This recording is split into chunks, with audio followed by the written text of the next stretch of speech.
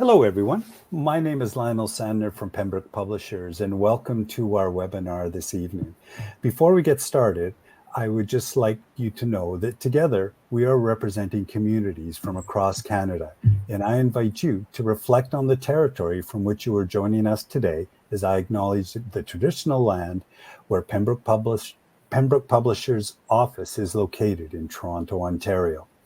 Pembroke Publishers office is situated upon the traditional territories and ancestral lands of the Mississaugas of Anishinaabe, the Haudenosaunee Confederacy, and the Wendat. We recognize the significant contributions of Indigenous peoples and seek a new relationship with First Nations, Métis, and Inuit peoples. Their enduring presence continues to enrich the vibrancy of all our communities. And I would like to welcome you here today to our Pembroke webinar. We are pleased to provide a virtual space for educators to come together in a respectful manner to discuss a range of issues related to classrooms across the country. The chat on the right side of the screen that you're all saying hello and where you're from, thank you very much, will be moderated and questions will be brought forward to the panel at the end of the presentation. And now I'm very pleased to introduce our moderator and a lead author of Active Brave Conversations, Dr. Andrew Campbell, also known as DR.ABC. He is a director of Center for Black Studies and Education at OISE, University of Toronto, and coordinator of their Black Future Educators program. Andrew's extensive experience in education includes working for more than 25 years with teachers and students in the Caribbean, including Jamaica and the Bahamas, and throughout Canada. He's a workshop facilitator, a keynote speaker, an author for Pembroke as well. His work focuses on issues of equity, diversity, inclusion, racism, anti-Black racism, educational leadership, 2SL, TQI plus issues, urban education, and pedagogy and practice. Andrew's most recent book for teachers was co-written with Dr. Larry Schwartz, Stop the Hate for Goodness Sake. And today we're coming together with some of his writing team to talk about Active Brave Conversations. So Andrew, it's great to have you in. I'll call it a team. I think to put a book together and all work, it has to be a team, but I'm really looking forward to this evening. So welcome. I'll hand it over to you. Thank you so much. Thank you so much. Good evening, everyone.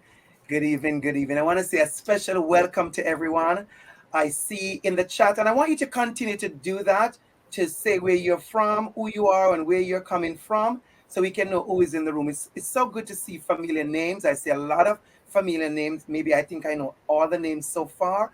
But I want to say welcome, professors. I see you. I see educators. I see principals.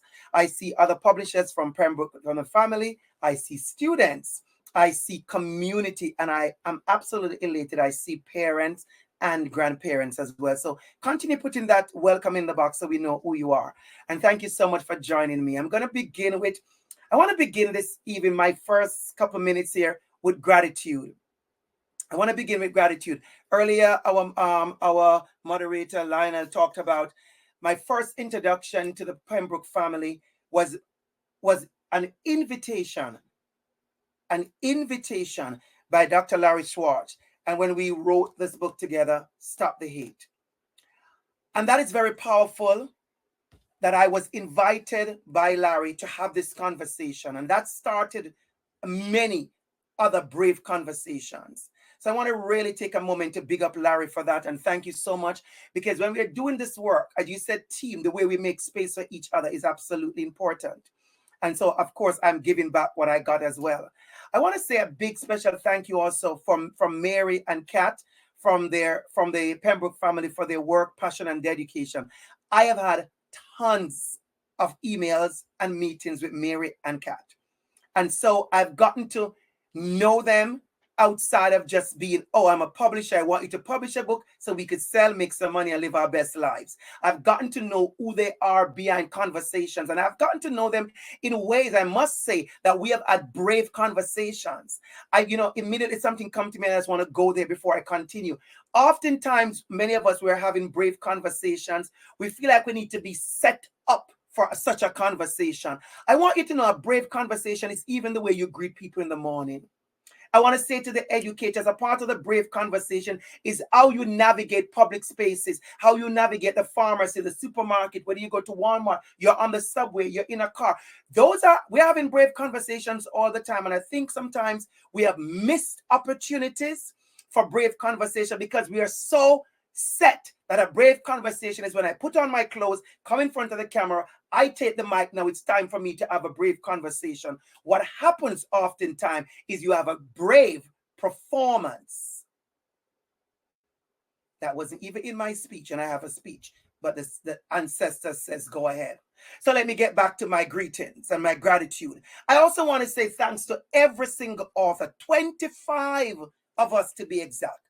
25 of us carry this story this evening, and I'm so excited. There are some we have selected to do this evening, and some are in the audience, and of course there are going to be many other opportunities. I can tell you from now that I have had maybe more than 40, maybe let's say 30, let's not go to 40, maybe about 30 speaking opportunities, all have to do with me writing Stop the Hate. Just this month, for a particular school board, I'm doing a 4-part speaking series. So there's going to be many opportunities for all of us to engage and speak and share. And I'm encouraging everyone that you take this book, use it. It's yours to use. Use it in your staff meetings. Use it in your workshop. Use it. It is there for us to use. I also want to say thanks again to all the contributors, not just the authors, but the ones who wrote the poems and the classroom activities, the case studies. Your voices matter. I think I saw Mohammed, one of my students from the University of Toronto, who is in the teacher training program, who was one of the contributors in my chapter 1 with a case study. Absolutely powerful. Sharing ideas so we can add to our toolbox. I want to say to all the educators in the room, this is a toolbox. This is a toolkit. It is things for you to use and to pull. And remember, I have to say this, the ancestors keep pulling me. When you have a plumber come to your house or some form of tradesperson, you don't see they use every single tool in the toolbox. I mean, you couldn't even afford them. If a plumber come to your house and they take out every single tool and use, you couldn't afford that plumber. So it's the same thing for us. Once you get this book, think about what tool do you need?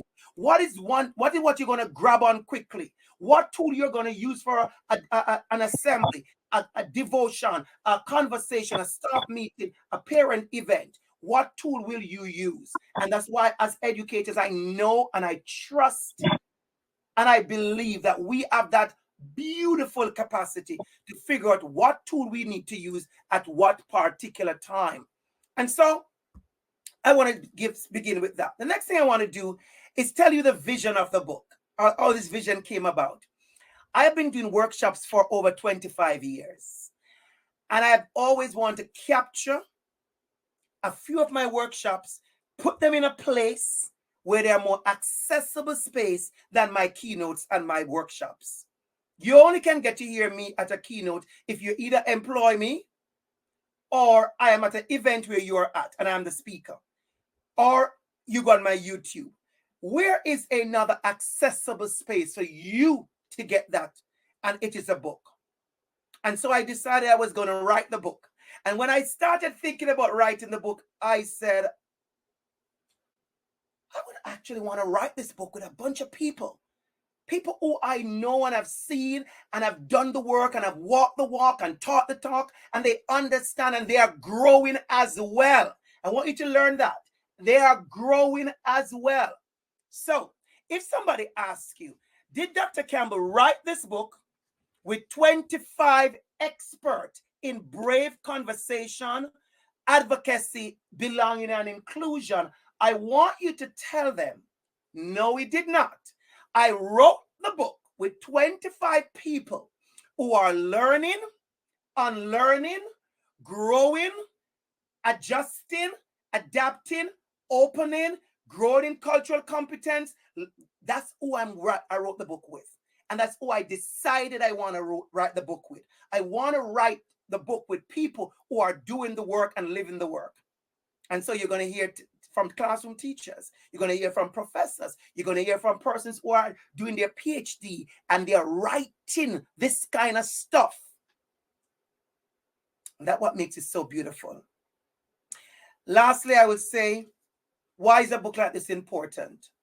A school is a place for us to learn. When I was in Teachers College in 1995, see, I just aged myself. When I graduated from Teachers College. Yeah, I've been a teacher before some of you were born. That's why, I don't play the Humpty Dumpty, right? Because I have to let us understand where we're coming from.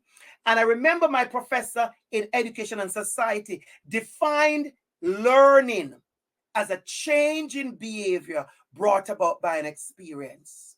How are we as educators engaging in behavior change by the experience we offer our students? I learned that definition in 1995. Can I tell you a secret? I wrote that definition in a paper just last week, 1995. I think somebody's mic is on. Can I think your mic is on? So 1995, I learned that definition. I've held on to it still. A change in behavior brought about by an experience. And the last thing I'll say, as educators, we continue to make connections to pedagogy. Yes, I don't separate this work from pedagogy. I'm going to tell you why. I spoke to our school board just 2 days ago, and I said to the group of principals in the room, I said, imagine how much learning is lost when our students are every day surviving school. Surviving because of racism and anti-Black racism, surviving because of homophobia, surviving because of bullying and shame and sustained colonial practices, surviving because of disabilities and neurodiverse, surviving because of the color of their skin, because of where they're from, surviving because of their religion and their identity. Imagine if we had less distraction in school, our students would thrive way more. I grew up in a lot of survival mode. I know how much time I spent navigating school. Imagine if there were teachers willing to sit with the bullies and willing to sit with others to have those brave conversations about who we are as individuals. So I want to leave it there.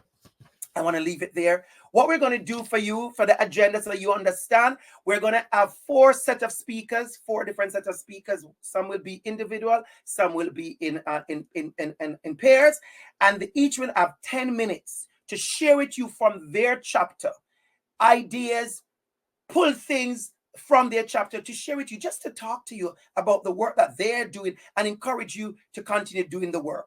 And then I'll come back just for 30 seconds after each. And then we're going to open for Q&A afterwards. We're going to open for some Q&A, and you can put those in the chat. Once again, I say welcome to everyone. At this time, we're going to turn over to our first set of speakers, and those persons are Doreen and Kenneth. And I'm going to ask each time the persons are going to speak, please take 30 seconds out of your time, because you do have time, to introduce yourself properly. Tell us your affiliation, your board, where you work, what you do, how you live in your best life, that is, and get into the substance of the thing. So at this time, I'm going to make way for Kenneth and Doreen. Over to you two. Thank you very much, Dr. ABC, for opening this. There's something that you said that is so ringing. That is, we continue to learn, we continue to grow. So the learning is a process. It doesn't end. So as educators, no matter where we are in our careers, we always have to remember that the learning is an ongoing process. So there's always moments and opportunities for us to learn. So I will begin by introducing myself. So like I said, I'm Kenneth, and I am an assistant professor at Ontario Tech Faculty of Education. And my work examines issues around STEM education from an equity lens. So here I look at Black youths and their experiences within STEM, their agencies, and also how Black youths navigate STEM spaces within both K to 12 and higher education. I also do work in educational policy and curriculum. Here too, I look at issues around how we create spaces for historically underrepresented and minoritized groups, and how we can transform education so that, going back to what Dr. Campbell said, so that they will not just be surviving, but we will get the most from them. So our chapter looked at the 3 Ps of culturally relevant, responsive, and sustaining education.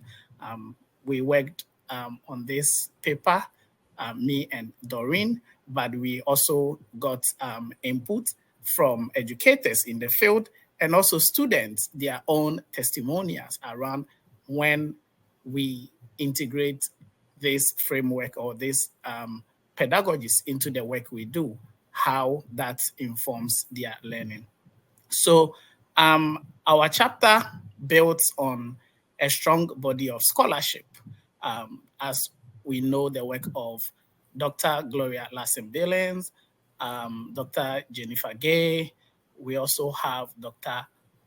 Paris and Alim and others who have done this work. So in our chapter, we situate what we call CRRSC within that kind of genealogy, like reminding us of where this work is coming from and how other scholars, how other educators continue to extend this work.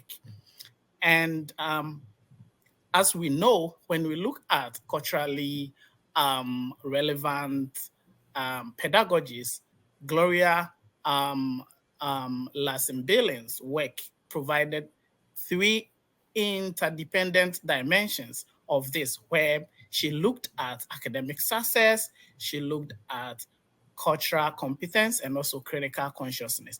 And then in the 2010s to Jennifer Gay's work looked at a specific lens, which was on culturally responsive teaching, emphasizing the importance of pedagogical care, affirming positive relationships with students as educators, and also how educators need to look more around responsive curriculum practices and design.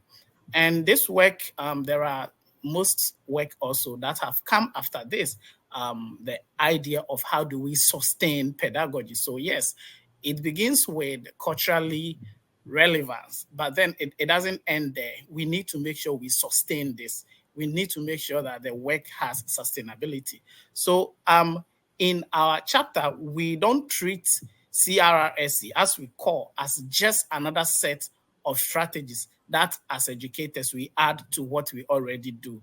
We see it as a pedagogy, we see it as a stance, we see it as a praxis, and ultimately also a set of ethical commitments that should guide the work that we do. And as Dr. Campbell's work have already shown, that when we are being culturally relevant and responsive, it is also more around how we hold high expectations for our students. As we know, the educational system, there are so many issues that we need to address. One of them is looking at deficits, discourses that we always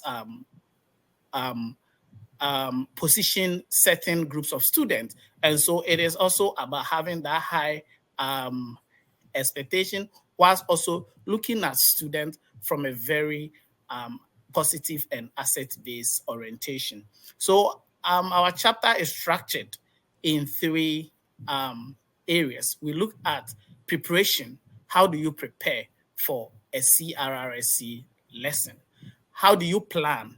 And how do you practice it?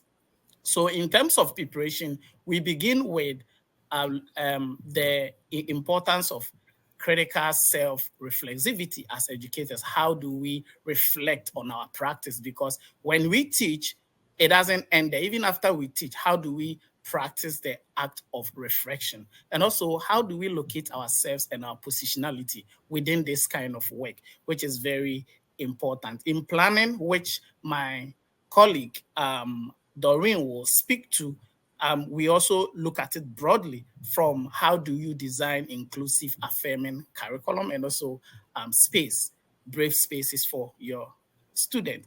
And when we look at practice, it is also about enacting this framework or this toolkit or this pedagogy within our schools and also within our communities. So what I want to say is that I would focus on what we shared in this book when it comes to preparing for CRRSC.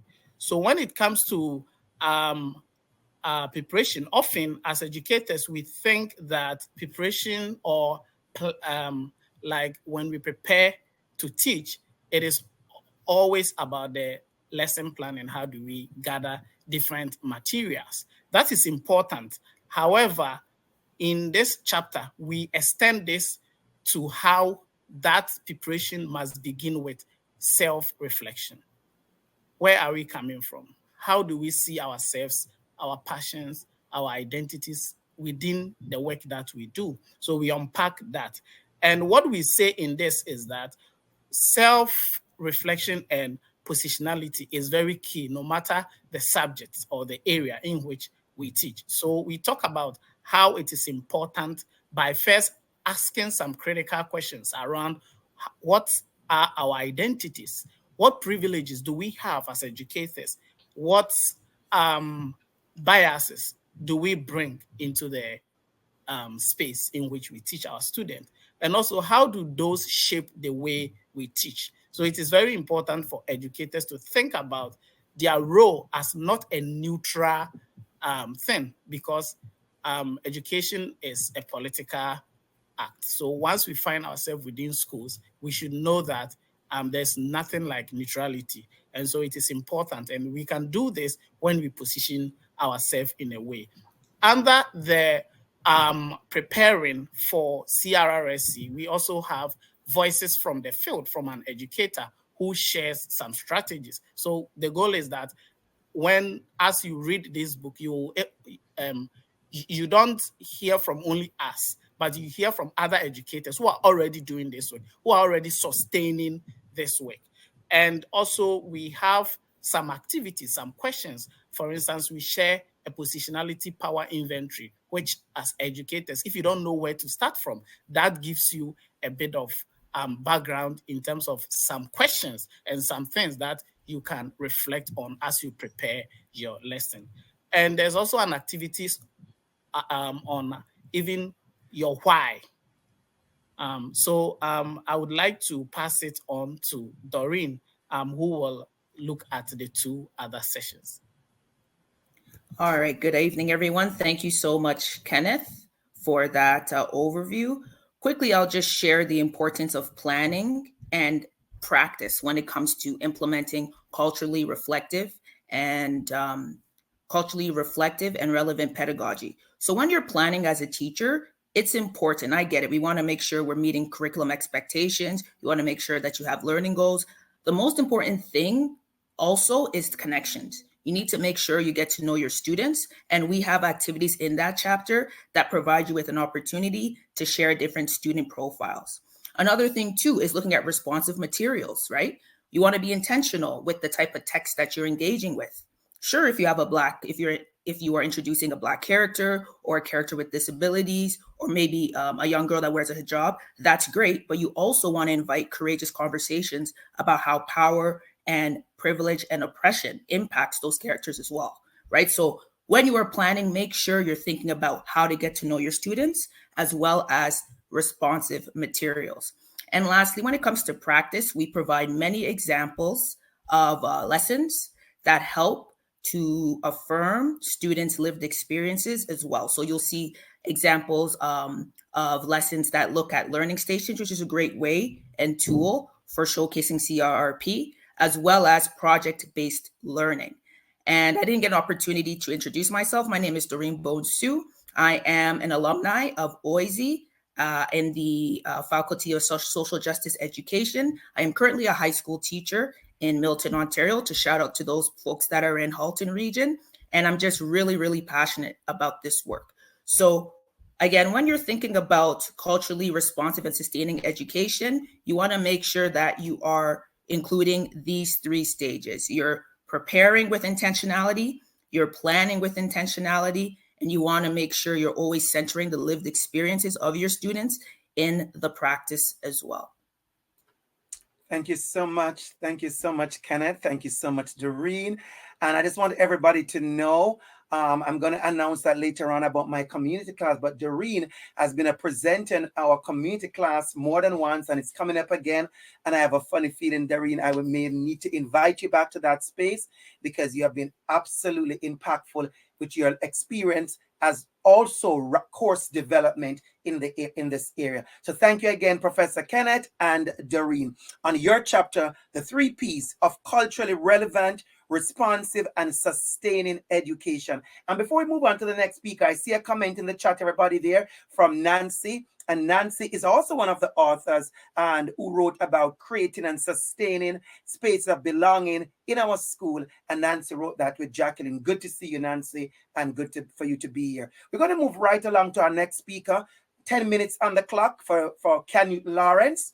And Canute is going to introduce himself, and then Canute is going to talk about his chapter, chapter 5, using the tools you have to dismantle racism. Canute, it is over to you. Hey, good evening, everyone. My name is Canute Lawrence, and I'm a high school teacher. I'm employed at the Toronto District School Board, teacher of English and public speaking and drama, and God knows what else. I'm also a poet, and so in my chapter, of course, I've used one of my poems, in a lesson plan that classroom teachers can look at. And I'm a poet, award-winning poet, bestseller.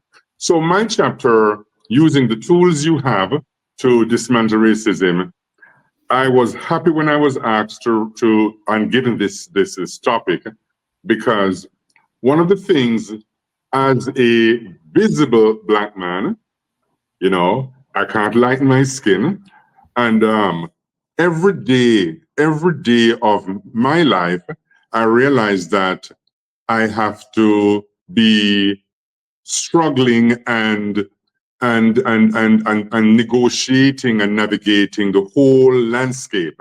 And people who are not Black, people who are not marginalized, people who are not who are non-white, I don't think they can reasonably empathize with what persons like myself go through. Yes, I do, and I'm aware that we have persons who are allies with us in the struggle, but who best to hear from but someone who has experienced and who continue to experience racism, whether overtly or covertly. And so this chapter, it was a wonderful experience, just sharing my lived experiences with teachers in the system, because I have heard from many Black students, so students who identify as Black or African Canadians, who complain, who say that they cannot deal with the anti-Black racism experienced in schools and experienced in the classroom. And again, if you are not Black, you wouldn't understand. You wouldn't understand. You can try to, but you wouldn't understand. I had an engagement, a meeting with some friends of mine, and two of those friends are school principals right now, and they have expressed how even the use of the N-word is just so rampant in the schools today. And so that continues to be a problem and an issue that that is in the schools, you know. And so my chapter talks about how teachers, you know, not just Black teachers like myself, but if you're non-Black, if you're Asian or you're white or whatever ethnicity and ethnic background you're from, it will give you some insights. It will give you some insight, especially white folks, Asian folks, you know, those who don't identify as Black. It will give you some insight, you know, how to navigate the classroom and do your part and do our part in dismantling racism in our own space, because we can control that. And so that is what my chapter is about. As the previous speakers mentioned, the chapter also teased out some or ripped out some highlights, headlines that appeared across Canada of schools, principals, students who shared that they were experiencing, you know, anti-Black racism in the classrooms, you know, and so those are there as evidence that we are not just making stuff up, you know, it exists, yeah, and if you're not Black, then you wouldn't be on the receiving end of that type of racism, and so it's there for persons to see. Some of the tools that I mentioned in the chapter, and I'm not suggesting that the tools are that everybody will be able to use these tools. You know, I shared some of the tools that I have used, and so, you know, one of the tools is teachers using their natural talents. You may have a talent for singing, you may have a talent for performing, you may have a talent in writing poetry, you may have a talent for playing, you know, music, and you can use that talent to dismantle racism. And again, I'm not going to give you the details. You have to buy the book to see. In my case, I wrote a number of poems, and one of the poems that I wrote is "I'm in love with my hair," and I have read that poem at conferences. I've presented at schools, high schools, colleges, universities, and the response that I've had from that poem, and it opens up, you know, discussions and debates. And one of the things I discovered when I read that poem in England, London, England, 2 years ago, to the entire school of, it's a middle school, I think, and the responses that the kids, Asian kids, white kids, and they were able to relate to the poem, you know, not feeling very confident about their hair. And so that was a learning for me, because when I wrote that poem, it was really a poem about, you know, black children, Black students, Black people our hair being used to punish us, you know. And so there are so many little gems in the chapter. It also highlights from staff, you know, so it's not just my own experience, but I spoke to several staff members, and I included some of the tools that other staff members mentioned.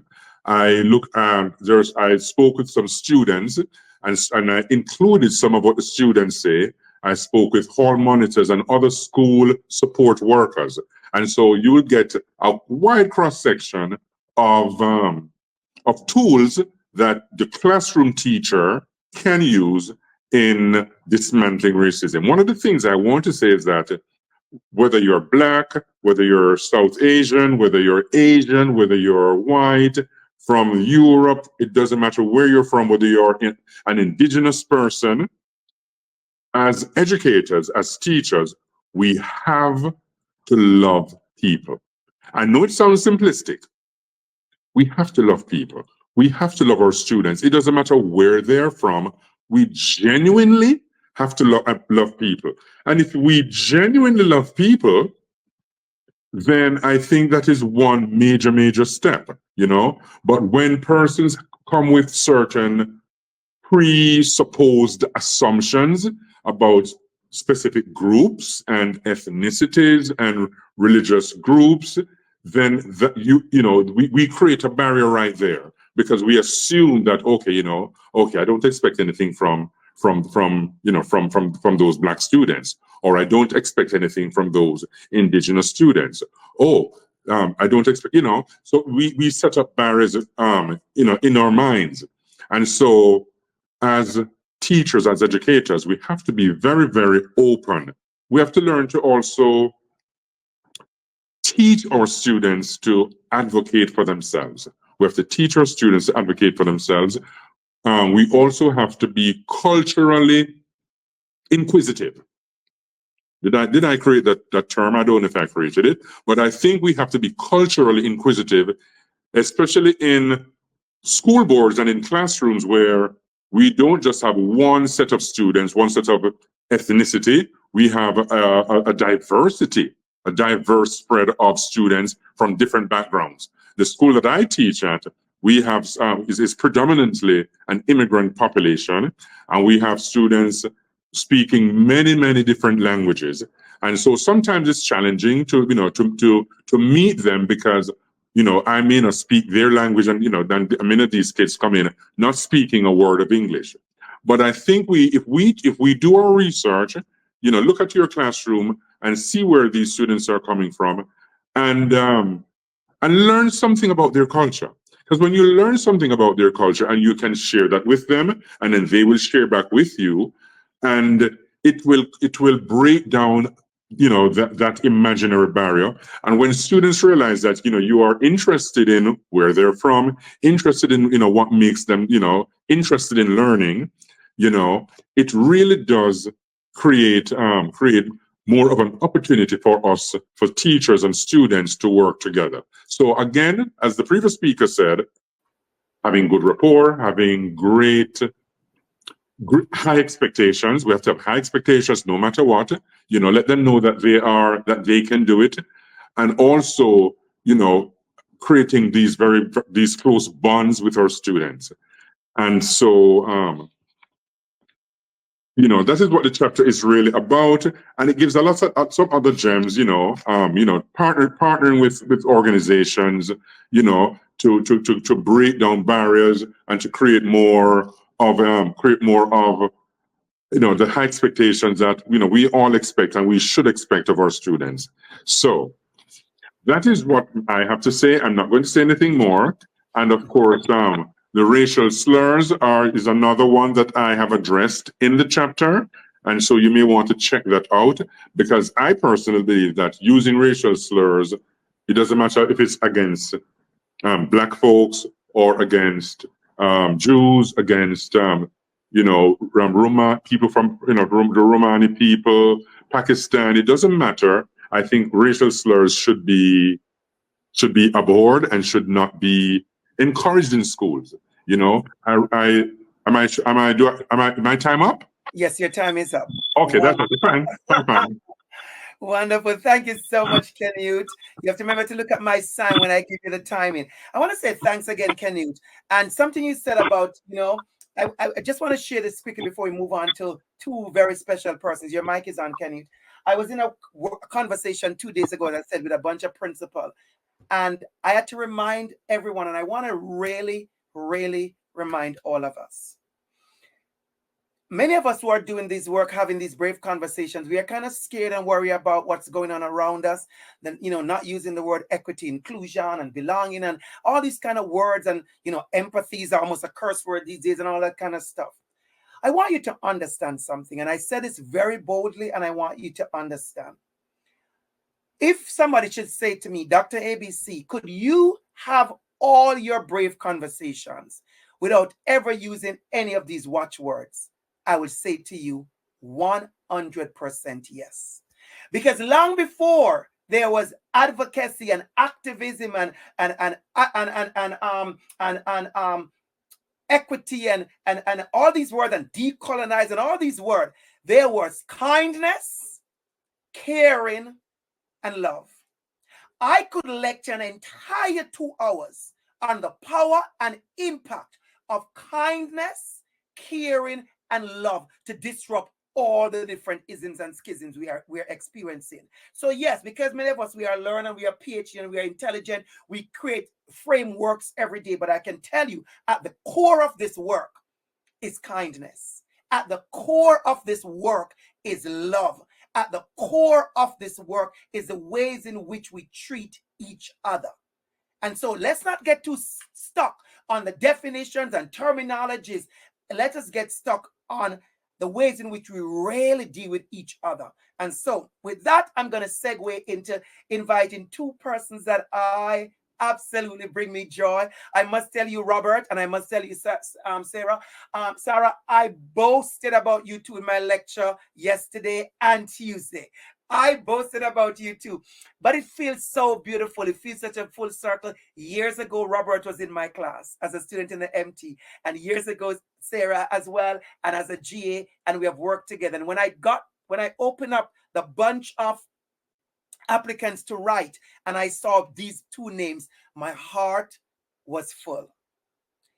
Because I know these 2 individuals, how passionate they are about this topic and how just amazing they are. And I said to you, both of you, love and respect, not just in being my student, but also watching these 2. And they're going to introduce themselves. They are PhD students living their best life, but also people who are walking the walk, doing the work. Please welcome Sarah Sappleton and Robert Grant, who will speak about their chapter 4, affirmation. Pull your chair closer. Affirmation, allyship, and action for 2S LGBTQIA+ students. Over to you 2. 10 minutes on the clock. Go ahead. What a beautiful introduction. Every time I'm in your presence, my heart is full of love and joy, which I think is the center of what people are talking about here today. I was in, like Dr. ABC mentioned, I was in his course, Anti-Discrimination, and I will never, ever forget. He said, all of the students, regardless of what you teach them, they are going to remember how you make them feel. And I think that everybody can empathize and relate and understand that Dr. ABC makes us feel a type of way. And when I went in his presence virtually and in person, I had goosebumps, and maybe people are the same, but that's what I try to embody in my teaching. And before I introduce myself, I wanted to plant a little seed about what our chapter was about. And I want you to think and imagine that you are in a grade 6 classroom or a grade 9 classroom, and you notice it's September. You have students in your classroom who are enthusiastic, they're energetic, and they're full of life. But as some weeks go by, you notice that a bit of their disposition changes. The energy shifts. They might seem less engaged. Their fabulous ways of being becomes stifled. And so some questions might come to your mind as an educator about why this shift happened. And I like to think about my own practice, and I invite others to think about theirs too, about what might happen in these scenarios, what's going on in the way that we're setting up our classroom, whether or not it uplifts, whether or not it validates students or invisibilizes and ignores others. And that's kind of how we came to this chapter. We really wanted to center, be allies, affirm, and take action for all of our students. And we come to this work as queer teachers. So my name is Rob Grant. I was a teacher with the TDSB for the last couple of years, but I just moved to the wonderful Kelowna in British Columbia as a teacher educator here on the Silk Okanagan lands. Sorry, happy to be here. And Sarah. Thanks for getting us started off, Rob. So my name's Sarah. I use she, they pronouns, and I am wear a bit of a range of hats. As Dr. ABC mentioned, I'm his former student from the MT program at OISE. And since then, I've taught in a number of different school boards, including on an international scale. So taught a bit in Canada, taught for several years in Australia. And then in addition to that, took on a second master's pursuing psychotherapy, and have since gone on to open a clinic that's specifically focused around equity deserving groups, including BIPOC folks, queer folks, neurodivergent folks, and really just making sure that, again, all those people that have traditionally been limited access to medical care have access to mental health support that is affirming for them.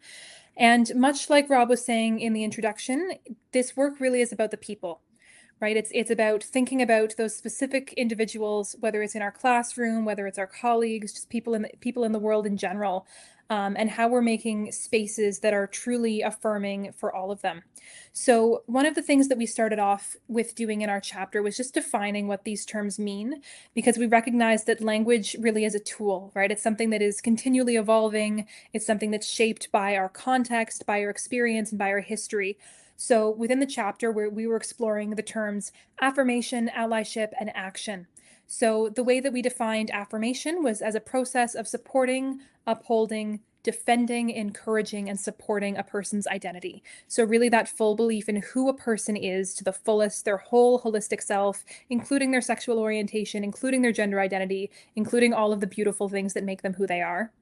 And then we've defined allyship as the intentional and active support that's offered to marginalized communities to support their much deserved voices and seats at the table. And that's something we always have to remember, right? Is that even if a group is not given a seat at the table, it does not mean they are not deserving of it. In fact, they're often most deserving of it. And it's our job to uplift these voices and make sure that they are heard. So as we progress through this chapter, we really encourage a lot of reflection, and that's really what we're going to invite you to do as we speak today, including, again, on these definitions of affirmation and allyship, and also how your role as a teacher actually empowers you to offer these things on a larger scale. We really want to drive home that as a teacher, as an educator, as someone with influence, you have the power to be a change maker in these areas. No matter who you are, where you're coming from, that is a big piece of your responsibility as an educator. And creating these spaces is how we're going to allow students to also show up as the best version of themselves.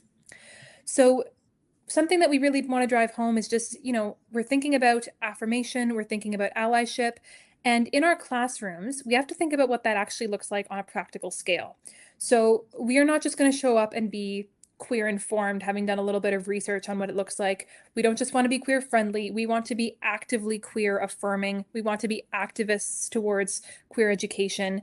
And we need to go beyond just, learning about what these labels are, learning about the context. Of course, that's important too. But we need to have a full awareness for not only what the identity means in general, but what that person's identity means for them. Because sexual orientation and identity can be so unique to the person. And then once we've learned a little bit about them and that special person that's right in front of us, how are we advocating for the rights, supports, and resources that align with that person's identity? How are we making sure that they find a sense of belonging inside and outside the classroom? And we really want to drive home that students deserve to be able to hold high expectations for their teachers, just as much as previous speakers were saying, we need to hold high expectations for them. They should also be able to expect from their educators that their educators will provide them with things like a non-judgmental classroom space that is actively accepting, that their teachers will provide them with a wide range of media, of literature, of authors, of resources that feature explicitly different genders and sexual orientations thriving. A classroom culture that supports these diverse identities. Students should be able to expect that us as teachers are taking time out of our days to research, to educate ourselves about queer identities, lifestyles, and orientations, that we are always respecting not only their identity, but also, their privacy, advocating for their rights, standing up to instances of discrimination and hate that we see far too often. And this practice of holding high expectations for the students and vice versa, this reciprocal high expectation of we will do the work to make the classroom actively inclusive, celebratory of queer and trans identities. That's something that is so crucial to the work that we're doing. And it's something that we need to allow these students to really succeed in the classroom, because their time in school should not have to be spent fighting stereotypes. It should be allowing them to thrive in their full selves and to become even more who they truly are. So I'm going to pass it to Rob for a little bit to talk about our next section. Thank you so much. I think about a lot of conversations I have with other educators on, on these critical topics. They often say, I don't have enough time, I don't know enough. And I think it goes back to what we've been talking about. It's really about making students feel heard, validated, seen, and welcome in your classroom. Having conversations with them at the beginning about their day, about their lives, about what's going on means a lot to them. And they feel well supported and well balanced while being in your classroom like that. And so I think it's important as educators to take some time to self-reflect. And going back to what Kenneth and Doreen had mentioned, kind of with that practice, the self-reflection practice, have a look at some of the lessons that you're doing and some of the activities that you're doing. Think about questions like whose voices are represented here, whose voices are in my videos, are in these activities. Is it pretty white? Is it pretty straight and cisgender? If so, how come? If I don't have access materials like this, or that embody and have diverse voices, where can I get some? How am I model what being a good person and a good human looks like for my students?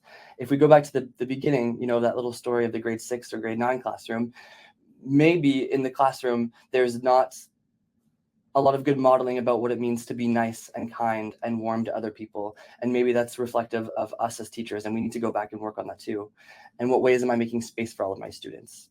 So these are some of the sort of self-reflective pieces that I'm still working on as a K-12 teacher, as a teacher educator as well. And when we're thinking about affirmation and allyship, I couldn't help but go back to the work of DR.ABC. I watched all of his YouTube videos. Well, I tried to, but one that really stood out for me, and maybe you've seen it before, but he kind of talks about these 4 different types of affirmation and allyship, where he talks about them as being, either convenient, where you are an ally, but only when the time is right, or maybe it's performative. You're only an ally through talk and not action, or you're an optical ally, only when people are watching. Really moving from convenient, performative, and optical to being a true ally. And I think being a true ally stems from what we've talked about: knowing your students, loving your students, wanting to see them succeed is when your true allyship will come to life. 2 minutes, beautiful. Thank you. One of the ways that we affirm and we acknowledge and take action especially with queer, trans, non-binary students, is on gender inclusive language. I think a lot of schools and education generally have moved away, I hope, from using gendered language like hello, boys and girls, ladies and gentlemen, and sorts like that. And it's a really small but important step, because language is shaping the way that we see and experience and understanding the world. And if students really only see the binary of the male, the female, the boy, the girl, the lady and gentleman, and they don't feel like they fit within either of those spaces, they might feel as though they're relegated to the margins and not sure what to do.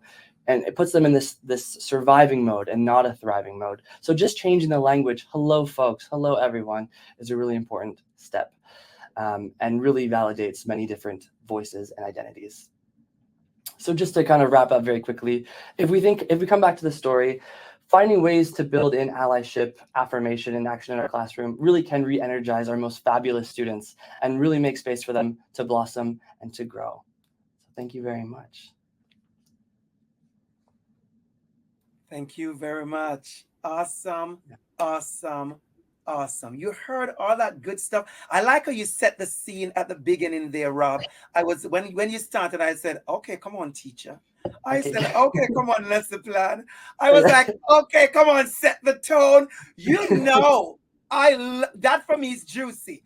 I love seeing teachers in action. I love that. I was speaking to my group of students earlier. I said, nothing brings joy like when a teacher comes in a room and you are prepared to teach people's children. You come with so much and you offer it to them. Far too often, our students are not just getting enough from us. So let us, I just want to celebrate it. And thank you so much. And congratulations for all you do. I sit here just smiling. I'm like, okay, let me get all the money I can get. And so I can retire and live my best life by the beach somewhere and get out the way. So you can be in charge, Rob, and you can be in charge, Sarah, because I'm good over here. And I think we're going to be in safe hands with you two pulling the conversation. Thank you. We're going to move on to our final speaker, which is Dr. Leland Harper. And I want to say something quickly because he's going to speak on chapter 3 and chapter 2. And chapter 2 is about gaining cultural competence in the classroom and beyond.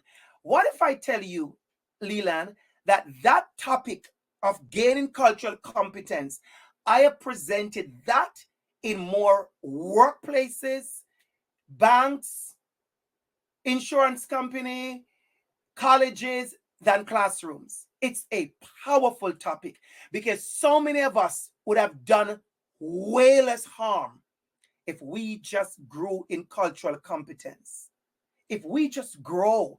And when I say grow, I want to say something quickly. I'm not just talking about race. Race is the least of the cultural competence.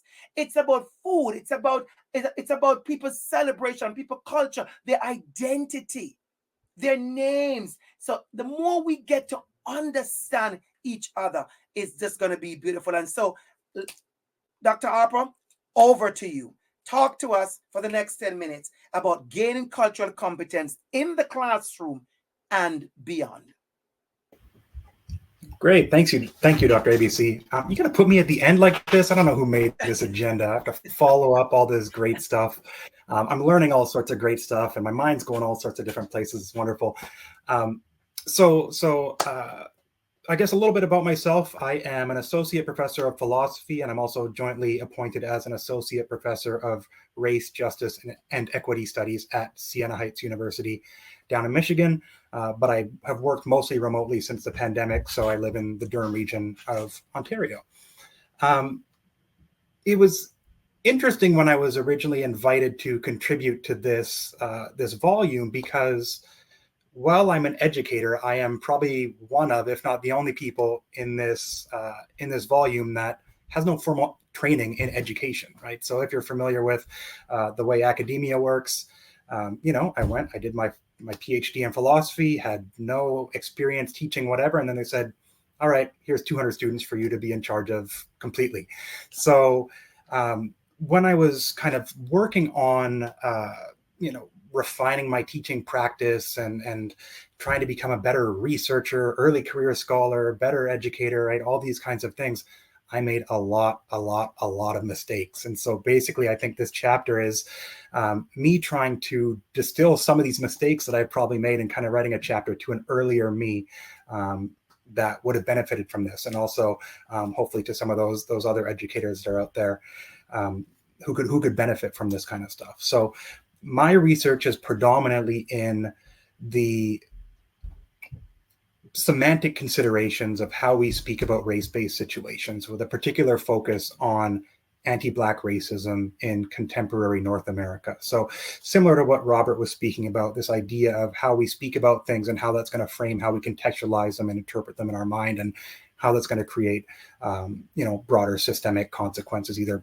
positive or negative, right? So that's where my education or where my research focus has come from, or is. And through doing that and through engaging in that kind of research, I've been able to read a whole lot of different things, watch a whole lot of different things, talk to a bunch of different people about just their lives. And it's incredibly valuable. It's incredibly enriching for me. And it's stuff that I take and adapt into my integrate into my teaching practice, right? So one of the things I want to say about the chapter that I wrote is that it doesn't necessarily focus on the stuff that you do in the class, right? There's plenty of other chapters that deal with how to, create an inclusive curriculum, how to diversify your content, how to create safer spaces within your classrooms. And I think foundational to all that is having that knowledge within ourselves. So taking the initiative upon ourselves to go out and become more culturally competent for these diverse classrooms that we're seeing and that we're going to be involved in. These are these diverse spaces that we're going to be in, right? So the general idea here is that we understand the value of being culturally competent for our students, right? So I don't get into any of that in this chapter. Right? There's a little bit of it, but that's not something that I hammer down on, right? That's something that I kind of take for granted from everybody who's going to be buying this book or reading this book. I also understand that many teachers or many educators across at least North America, possibly the world, are overworked, underpaid, we're tired, we have a lot of stuff going on, and the last thing we want to do is have one more thing added to our plate about, okay, well, now I also have to learn about being culturally competent, right? Or culturally fluent, or any of these kinds of things, right? So what my aim with this chapter was to provide some simple things that we can integrate into our own lives that we're doing every day, in most cases, in some cases, and just look at it with a slightly different lens and use that to enhance our teaching practices. for the betterment of our colleagues, our students, everyone around us, really, right? So we have this standard idea, right, that a culturally competent educator, they generally strive to create inclusive classrooms where students from diverse backgrounds feel safe, supported, and engaged in their learning experience, right? And through this, or when educators do this and understand how to do this, they affirm their students' identities, so something we've been speaking about already. They build trust, and that trust then becomes the foundation for academic risk-taking, deeper engagement, and ultimately greater knowledge acquisition, practical skill development, academic success, and student satisfaction, right? So again, going back to that connection with students, right? We can all read out of textbooks and give them the raw material, but that's not what's going to stick with students, right? We have to find ways to connect it to them and connect with them, right? So what we want to do is develop this cultural competence outside the classroom to bring into the classroom, right? Too often professional development in our spaces, in the education space, focuses almost exclusively on in-classroom practices. But we know that we can't do all these things in the narrow time that we have in our prep, right? We're not going to be able to become anti-racist by going to a 45-minute webinar, right? It's not, okay, I went to this thing on my professional development day and all of a sudden I'm anti-racist, right? That's not quite going to happen. So we need to make it a little bit more sustainable, a little bit more holistic. So in this chapter, I go through some various kind of steps that we take, or steps that exist in terms of cultural competency, cultural fluency, right? And we look at it on a continuum, starting with cultural unawareness at one end, going to cultural fluency at the other end, right? Definitions. And what you want to do is, first of all, engage in some introspection, figure out where you sit on this continuum. And what that's going to allow you to do is figure out what your next step is going to be. Right? So I have two young children. One is in grade 4, one is in grade 1. Right? As we started the school year, right, I was preparing my son to go to grade 1 from senior kindergarten. Right? I wasn't preparing him to go to high school. Right? We don't need to worry about stuff that's way, way far away. Right? I'm not preparing my daughter for university. She's in grade 4. Right? We're dealing with the next step. Right? And so that's going to make those next steps easier, more manageable. Right?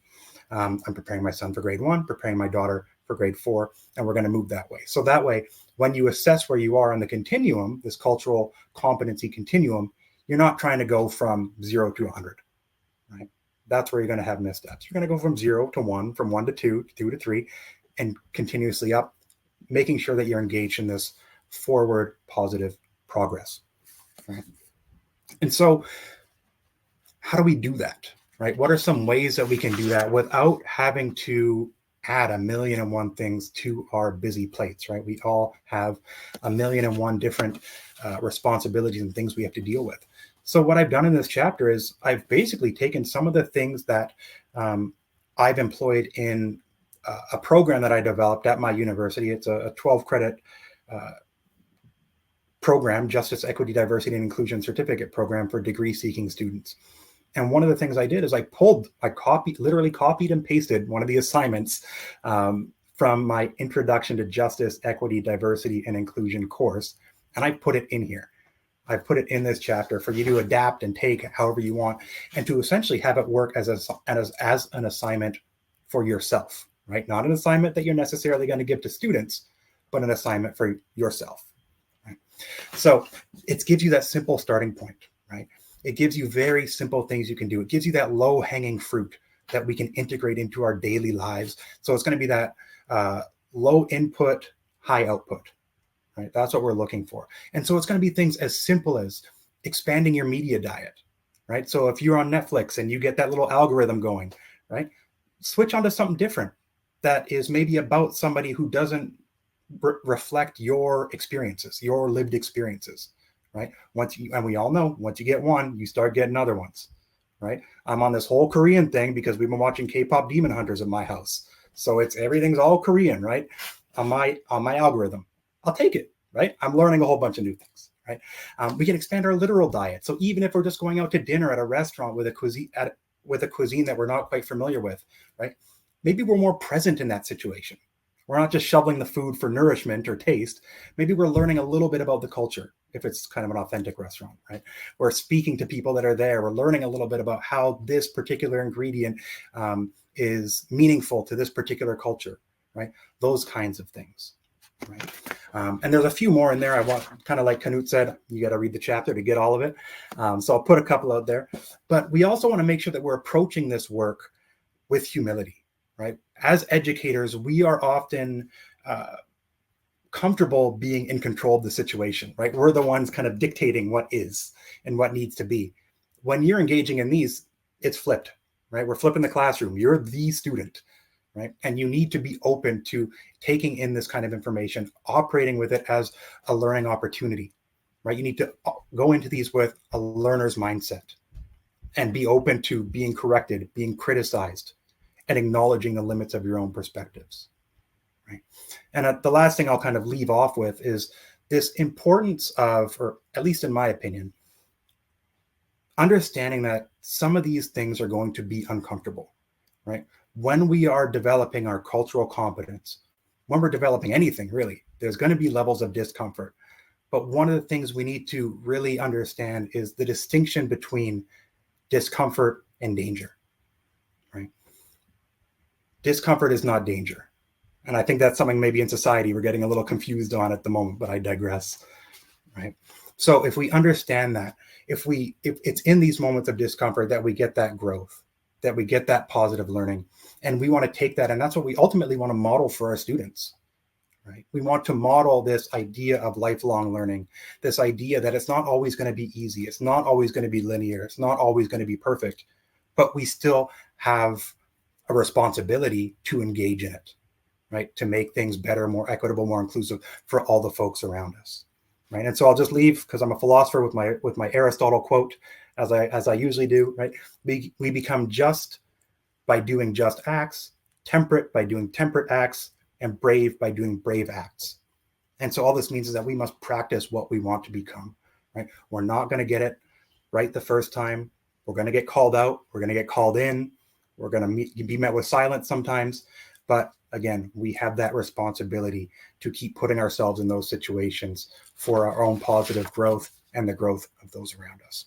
So I'll leave it there with that. And again, thank you for having me and for listening. Thank you so much, Professor Harper. Thank you so much. Absolutely loved every single thing. And glad to have you over Durham here over my side. And, you know, just so you know, I have counted, I think, 7 school board represented so far. I know I saw Peel people, I saw Dufferin Peel, I saw Catholic Board of Eastern Ontario. I have seen Ottawa Board. I've seen a lot of people there who I know. You are also getting an opportunity to see other people who are resources as well, you know, and so this is what it's all about. This is what it's all about. I was so honored. I read your profile, Professor Harper, and I go, oh, okay. And then I've seen you in space and I go, okay, this is it. And so we're growing and learning from each other, and we are being that resource. So educators, the book is a resource, but also I know for a fact that there are going to be opportunities when you want myself or one of these amazing persons who is in this book, 25 people, to help to expand on something. I have done, Doreen, I have done tons of presentation on culturally relevant and responsive sustaining pedagogy. Now, your voice and Kenneth's voice is added to that. If you can't find a Dr. ABC, well, find a Doreen, find a Professor Kenneth to have those conversations. Have those conversations. And I see the tech people doing the fancy stuff, telling you the code. Anybody notice the code? The code, it's ABC 25. Listen, let me tell you something. Let me talk a little bit about joy. And it's joy in doing, in your accomplishment. Don't you ever forget, every one of you who are listening, you may not write a book. You may not be a classical singer like some of my students. You may not have certain gifts and talents and certain abilities where it's so visible and out there. But whatever you do it with so much inside of you that it gives you joy. Sometimes I am always so grateful the fact that I get to do what I want to do, and that is teach. I love teaching. You know, when the students look at me like, oh, Dr. Campbell just did a whole lecture performance. I said, that's what I came here for. I'm unapologetic. This is my show. This is my stage. This is where I live my best life. This is where I bloom and blossom. Ask yourself as educators, what are those tools that you have in your toolkit that will allow all your students to bloom and blossom and grow? I'm going to ask you, we're not going to take any question because the time is up, and that is okay. It's well spent. Go take your night walk. It's outside too dark. Don't walk. Go take your snack. You know, I'm going to have a drink. It's not going to be a cup of tea. It's been a long, beautiful day. I want something cute with a little tip of something. That's what I'm going to do. Wonderful. Do me a favor, everyone. I see you, Teresa. I see you, Teresa. Enough love and respect. You're Teresa Mickle. You're part of the Pembroke family. Type something in the chat, everybody. I want to read a couple of your comments. Type something in the chat that resonated with you tonight, or something that you feel like, oh, I mean, you know what? If I had the mic, I would say that, but it has to be a sentence. It can't be a paragraph, right? Say that. Type it in the chat. If I had the mic, I would say this. If I had the mic, I would ask this. I'm leaving with something I'm wondering. I'm leaving with something I'm pondering. Throw it in the chat quick for me. Throw it in the chat quick, and we'll talk about some of that. Thank you so much again. I see you, Michelle George Patrick. I see you, Principal. I'll be in your school one of these days, very, very soon, for practicum for my BFEP student. And thank you so much for joining this evening. This is absolutely beautiful. I see Peel in the place. I see Dufferin Catholic Board in the place. I see Ottawa in the house. Did I see Barbados? I know there's New York, but did I see Barbados? You better get to live your best life, Barbados. Come on, Barbados. I see you. Remember, we're international, we're global. Professor Mary Reed, I love what you just said. Kindness, love, and care. I love you. Caitlin Doyle, kindness, caring, love, disrupt the hate. Angela Rancourt, relationships are key. Angela, don't start me up. Angela, don't start me up. Angela, if I tell you what you just said, how powerful it is. When we build proper relationships, less bias, less assumptions, less disparaging, less exclusion, because we don't fear each other. Be brave, Fiona. Thank you for that. What is Greg saying? Thank you, Sarah and Robert, for reminding us that students should be growing and thriving in class, not fending off negative and hurtful comments, racism, and thank you, Greg, for being here. Joanne, the 3 Ps. The 3 Ps. You're onto that. Reciprocal high standards. Oh, Jacqueline, you better calm down. You're making me excited, Jacqueline. I love this. And for those persons who know, Jacqueline is there with the Dufferin P Catholic District School Board, an amazing person. And I know you walk in this. I know you're passionate about this. Your voice is clear and strong. Enough love, enough respect. Genevieve, unique. Powerful word. And when we understand our students' uniqueness, we get to celebrate them more. We don't tolerate anymore. One quick win, I should say. It's been a long time I hear somebody use that horrible word, tolerate, It's been a long time. We used to be using tolerate so much. Don't tolerate us. Include our students. Celebrate them. Celebrate them. Hashtag I see you. Thank you. Thank you. I see that. Ramona, I am leaving with a snapshot of this book, Focus on Authentic Voices Across the Spectrum. I'll be sharing this with my colleagues so they can check out this book.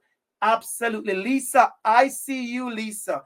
Even without all the DEI buzz, this kindness can be taught anywhere. Just remember, I see superintendent, past superintendent and powerful woman. I see you, Camille Logan, one of our authors as well. Lead with love and caring. I see you, Dr. Logan. I see you, Dr. Logan. Thank you, Dr. Campbell and fellow co-authors. Congrats on this exciting book, and looking forward to seeing this book in its entirety. It's going to happen. It's going to happen. And I'm sure there'll be opportunities where I am going to invite others of you to share the space with me. So yes, you looking for a speaker and somebody to do a workshop on one of these chapters, you see the speakers, you see their names. None of these persons in this book are shy people.